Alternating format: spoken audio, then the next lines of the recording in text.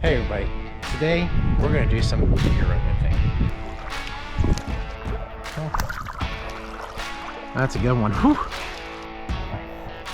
That's a good fish. Sweet. It's a nice chilly April morning and getting out on the stream looking to catch some fish. Let's get started. First cast. Nice. Not a bad way to begin the day.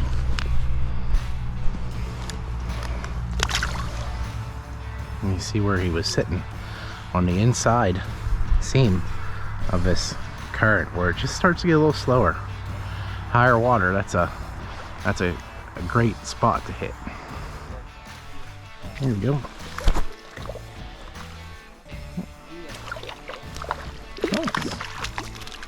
Nice little rainbow.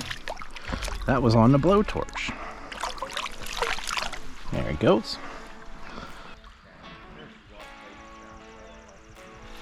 There we go. On the pink egg.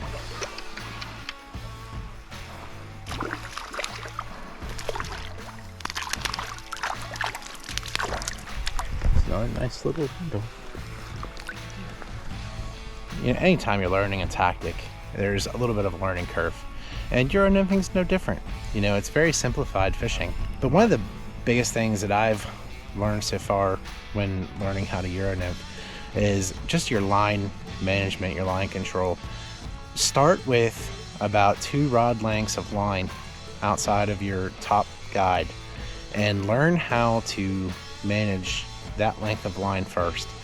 Fish close, work on establishing connection to the bottom, detecting strikes, and then as you improve and feel more confident, let out more line, and then you can start expanding your range a little bit. That has been very helpful for me learning how to Euro nymph. I'm actually starting with just about a little over a rod length of line out here, and that's a good length to start with when you're new to it. A lot of people go wrong just by trying to do too much right off the bat, and really just learn how to manage the short line first, and then you can work on, you know, using more line and managing that. It'll be a lot easier to learn how to do this. So here's our rig. Is starting with a nymph up top with a dropper. I got a split shot, number 6 split shot, and a pink ecstasy egg. I've really found that it helps just establish that tight line connection a little quicker, especially if you're new to Euro nymphing like I am, and it definitely helps me get to the bottom and catch more fish, detect more strikes.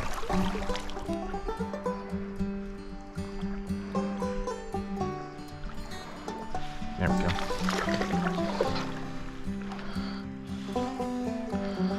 Sometimes that split shot just slows it down just enough.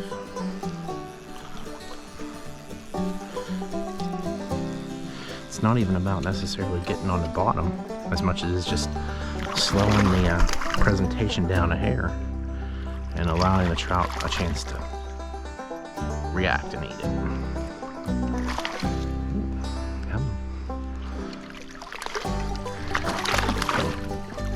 Pink ecstasy egg. Oh, there he goes. Okay. That's on the ecstasy egg, of course.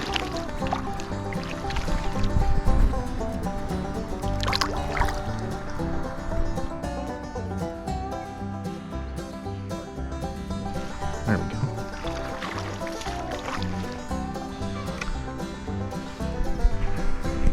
Yeah. Having ourselves a good morning here. This is, I think, number 5 that's going to be landed. Lost a couple. Then on the pink egg thing. Nice thing about barbless hooks. Slacken the line and they go right off. These takes have been pretty subtle overall. That's just a product of cold water. It's a cold morning. There we go. Another fish. That one on the ecstasy egg.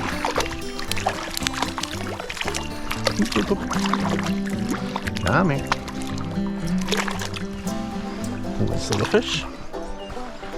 So you just really have to slow down and pay attention to your indicator, your sighter, and any little bump, slow down, whatever, you know, set the hook. Even if you think it might be a rock, a lot of times it's not a rock.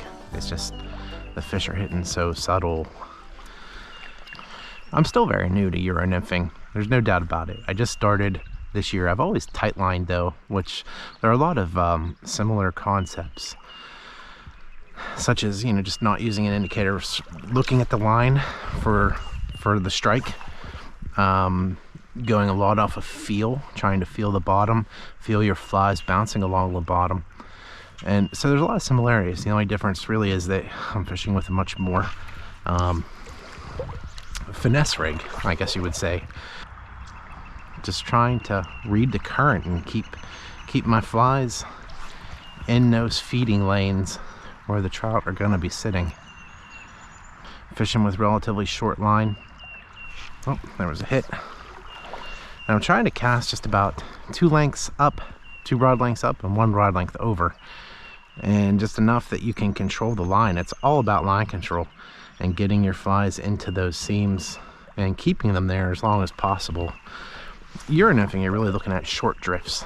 You know, with an indicator, you can fish a ton of water on both sides of the bank, and with a Euro rig, it's your short game. You're looking at half the stream in, basically, and you know, if you want to hit the farther edges, you're really better off wading over there. But in this case, I'd be wading through a ton of fish, so I don't want to do that. I'm just going to work up this side here and get what's within reach without having to get too far out of my feeding lanes and spook everything before I have a chance to actually fish it. Here we go. Ooh.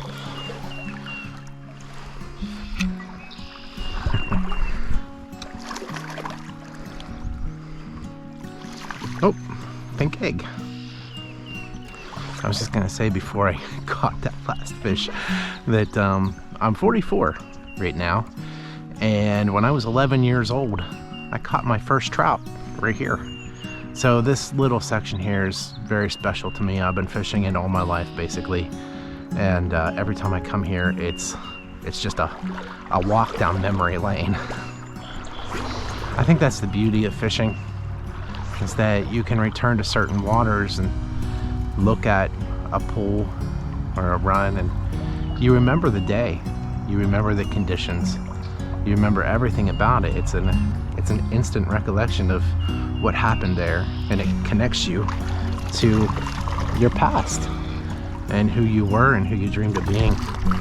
And it's a beautiful thing to return to a place so many years later and catch fish in that same spot.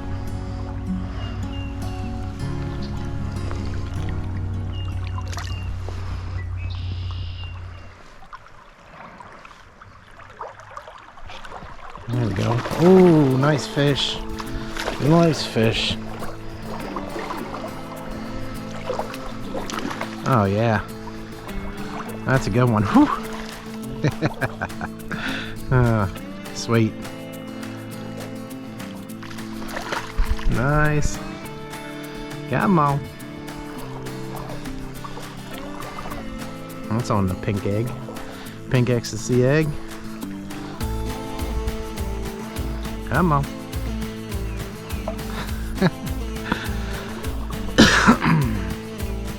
Cool. I was wondering if there were going to be any bigger fish in here.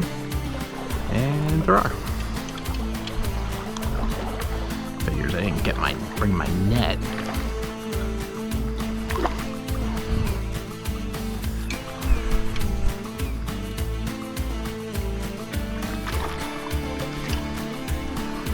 Try to beach him over here.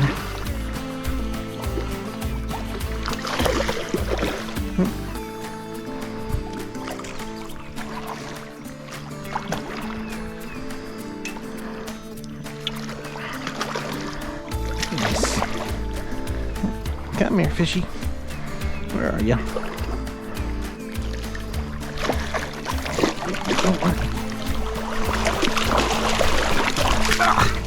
Okay. That's nice. Real nice. Yeah. There you go. Let's go.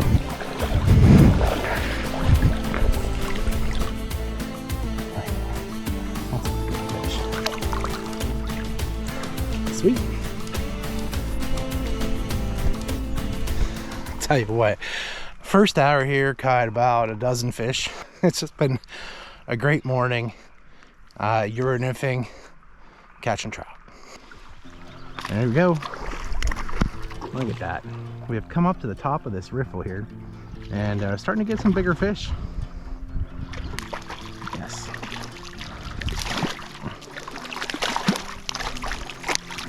There we go. Now this spot, you know, you can see there's a little line, a seam coming down in here. And you can actually see a foam line. We're going right through the middle there. And both fish that I've caught in this particular section of the riffle have been right there is where they have taken. So knowing that, I'm trying to get up there. This is my strike zone. This is where I want to be. I want my fly to be in a perfect position. So cast up, try to get my fly connection coming right through the middle of that pocket. Right there. Right there. Oh.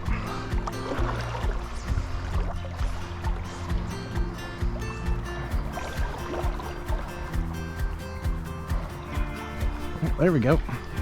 That fish hit as soon as it hit the water. But it's funny, it's only about a foot deep up there. And you know, a lot of people, they go down to the pools, fish the pools where I think the trout are. And a lot of times when they're feeding, they're up in these riffles. Euro nymphing, I found, is just tailor-made for this stuff, this type of water. This is what they mean when they say it's good Euro nymphing water.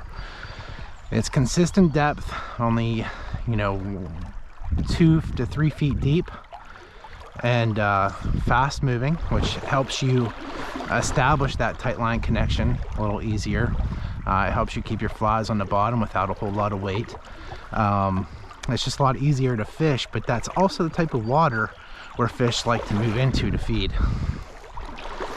Up at the heads of the riffles and the pools is where a lot of the fly activity, the natural mayfly nymphs, stonefly nymphs, this is where all of the action is going to take place when they're starting to get active and eventually hatch, and fish know that.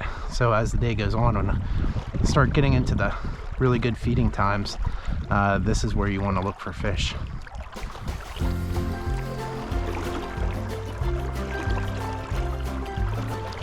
There we go. You can see the stream bottom right there, and those fish are just finding those little indents, little seams within this riffle. That's where they're setting up. Oh, that one's on the green asphalt. Well, this has been a great day on the stream. I mean, you have lots of fish, lots of hungry fish. This is really just a great way to learn how to Euro nymph. And I'm gonna tell you a little bit about my setup for today. I'm using the Cortland Euro nymphing rod, 10.5 foot 3-weight. It's my first season using this, and this is only about the second time out this year that I've used this rod. I'm still learning how to Euro nymph, but I've found that the rod you use makes a huge difference in your experience.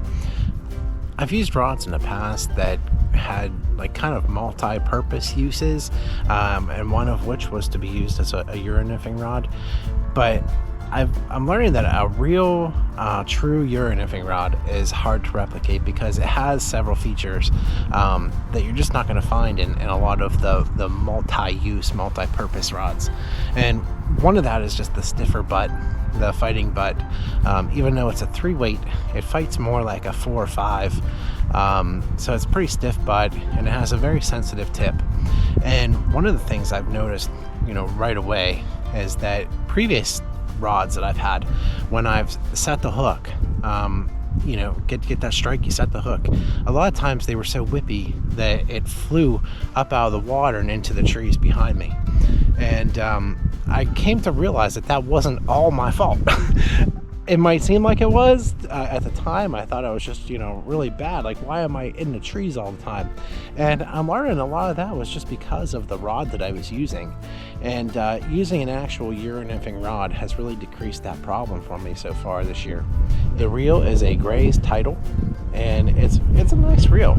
It was, I think, a couple $100, so it's not super high price, but it's not cheap either.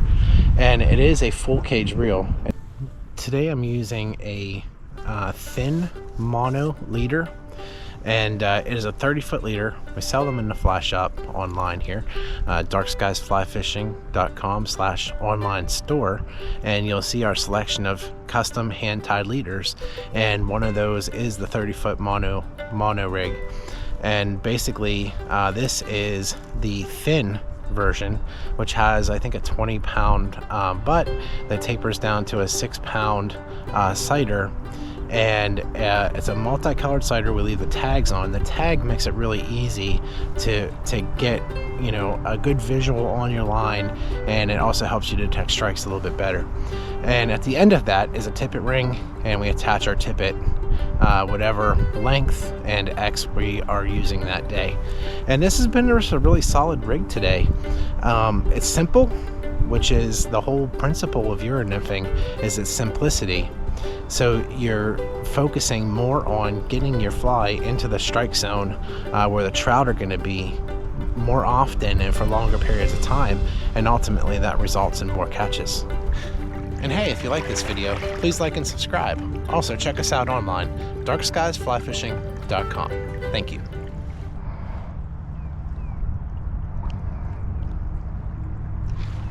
There we go. Nice fish. I think it's funny that earlier it was all about the pink ecstasy egg, and then all of a sudden I stopped hitting that. Put on the yellow. This is the sweet corn, and back into fish. And here's the thing: is this nice brown? That's the first brown of the day here on that sweet corn colored ecstasy egg. There we go. Nice fish. Again on that yellow sweet corn colored ecstasy egg. I do tie it with a metallic orange bead, and I think that definitely makes a difference.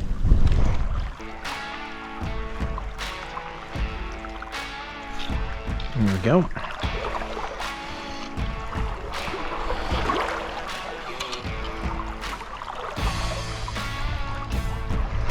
Nice fish.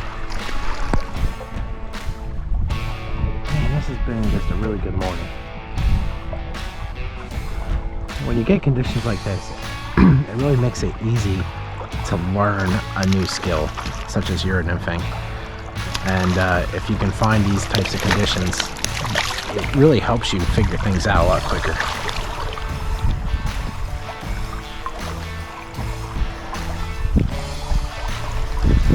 Beautiful. So overall, I don't know how things could have gone any better this morning. We were into fish literally from the start, first cast on, and I think I learned a lot, every day that I'm using the Euro nymphing rig more. I learn more, and this has been a good day because sometimes when you get into a situation where there are a lot of fish and they should be hitting, it allows you to troubleshoot things a little bit more and a little better when you're not catching fish. So there's a lot of fish there, the conditions are good, and if you're not catching fish, it's because you need to make adjustments to your presentation. The hardest time to learn how to perfect a skill or learn a new skill is when fishing conditions are tough, because they're tough for everybody, even the ones who have been doing a skill for many years. So it's harder to figure out whether you're doing something right or wrong and what you need to do to correct things. But if you find yourself into a good situation like this, don't be afraid to try something new. That's the perfect time to try a new skill, a new fly, a new way of doing things. And that's what fishing is all about.